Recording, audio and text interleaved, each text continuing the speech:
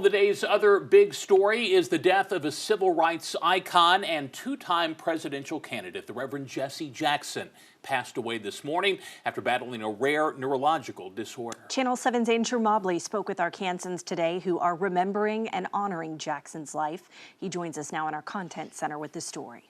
Andrew. Reverend Jackson was first protege, then successor to Dr. Martin Luther King Jr. after his assassination, going on to become America's most revered civil rights leader in the years after. He rose up and he took the mantle and he carried Dr. King's teachings forward thereafter. After getting involved in the civil rights movement in the 1960s, Jackson was entrusted by Dr. King with heading up Operation Breadbasket in Chicago to pressure companies to hire African Americans. That mission, along with encouraging African Americans to vote, were central parts of Jackson's later work with his Rainbow Push Coalition. He was probably the best at voter registration.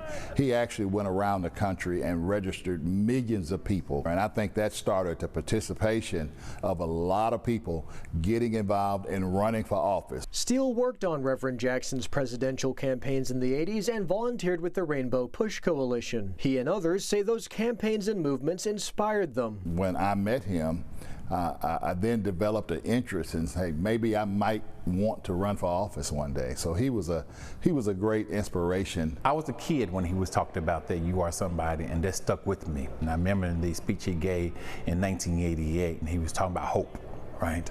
And he was giving us people, young people who was African American, who was kids, who was coming from the hood, that didn't have no hope, who didn't give something, and letting them know they were somebody. And I knew I was somebody when I heard him speak. And Reverend Jackson was no stranger to Arkansas. He wanted to do two things when he came to Arkansas.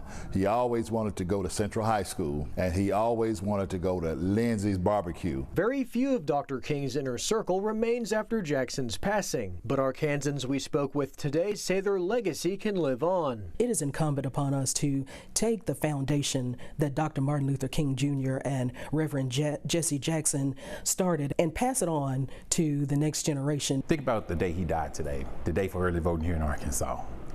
Think about what you can do right now for Jesse Jackson if you truly believe in the mission that he was fighting for. You can get up and go vote. When he passed away today, Reverend Jackson was surrounded by family at his home in Chicago. He was 84 years old. On your side, I'm Andrew Mobley. Okay, thanks so much, Andrew.